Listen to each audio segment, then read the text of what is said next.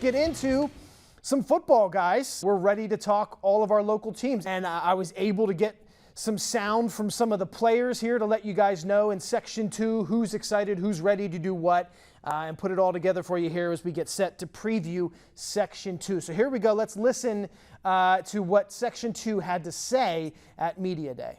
We're fast, we're strong, and we're conditioned. We're ready for the season to start. I feel like we could start the season tomorrow and we would be good, but these next few weeks are really going to help take us to the next level. It's special having that much of a dynamic offense. Teams got to try and stop Bryson from running, but then they have to guard guys like Aaron and Bodie out on the outside. We are dangerous. We're super explosive. We've been playing for so long together that we're got a tight bond. We're gelled together. Once all 11 on both sides of the ball are gelling together, I think we could be a dangerous team, and it'll be a fun season for us. Hopefully, sky's the limit for our offense. We're full speed ahead, whatever we can get. We're going section, whatever we can get, districts, whatever we got. Definitely want to win districts, win sections. I know it's a high goal, but we think we should aim high with that. Set the bar high at least. It's definitely one of the tighter locker rooms I've been a part of. We're in the best shape we've been in a while. Our team's looking great right now. We're fast and we're moving. I think we'll be good. I'm excited to get back out there and be a running back and a receiver, catch the ball. I'm hoping to catch it more this year, hopefully. I just want to run the ball down people's throats. All righty, you can hear the excitement level. And I know you guys are excited and ready to talk this. Eric, we know you're probably going to shank it into the woods if this was the golf course, but it's high school football, so go ahead and take your first swing.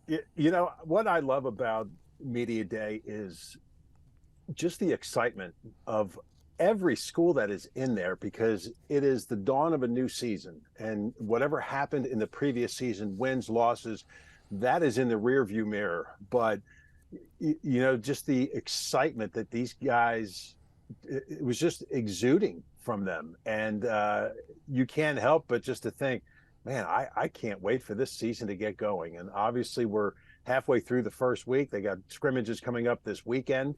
You know, I really like what I've heard from, you know, some of the schools in Section 2. I don't know where you want me to go with this, though. Go ahead and tell me, who do you think is kind of the leader in the clubhouse here in Section 2? Well, you know, until proven otherwise, I think, you know, Manheim Central's got to be in that consideration. Exeter is going to be there once again. I think we have seen what Exeter can and has done in the past. Yes, they have taken a hit as far as some big time players as far as their program is concerned, but there is a ton of people coming back. You know, in a situation like this, it's just a matter of how soon these units can mold together, whether it's offensively, defensively, and even special teams. The faster the teams can really gel, the more it is going to benefit them to getting that early leg up in the section. Anybody from Manheim that stands out for you this year, Eric?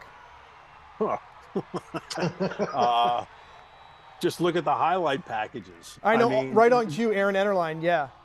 Yeah.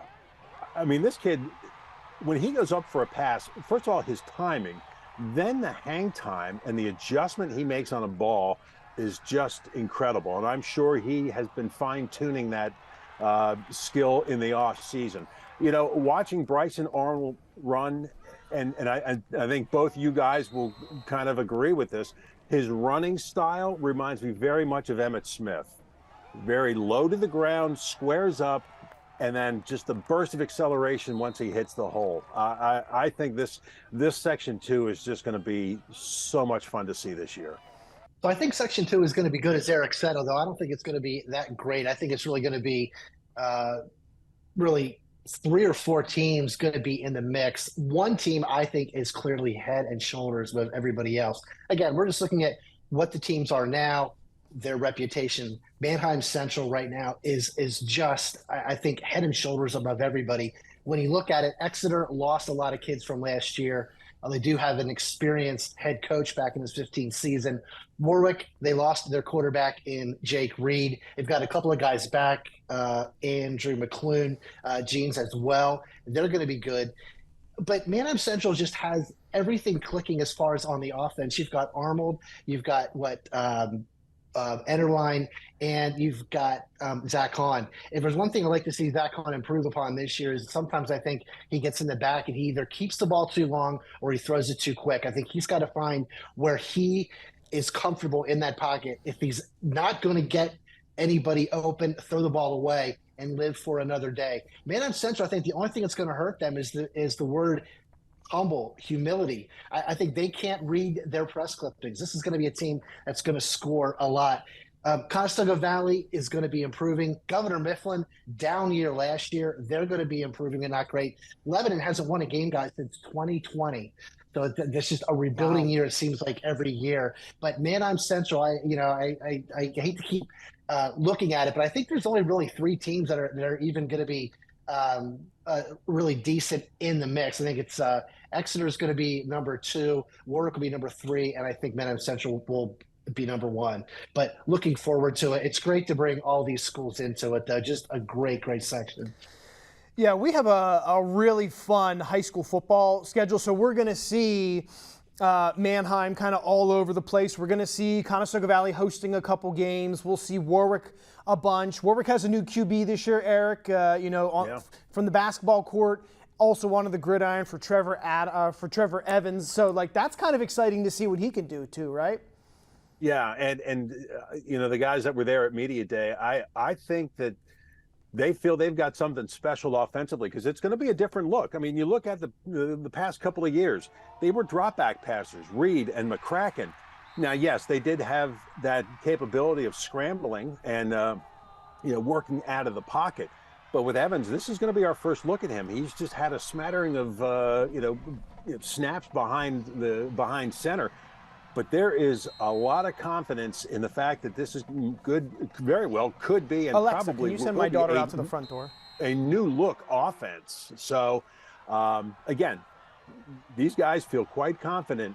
But, I look at it not only with Manheim Central and Warwick, but all the schools in our viewing area.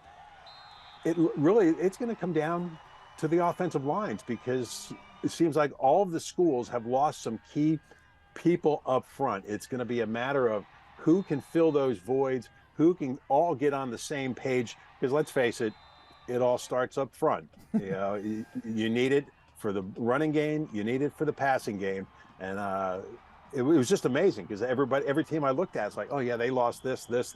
Oh, so did this team, and I tell you what, that's what makes it exciting. It's just how fast these schools can all get together and get in sync.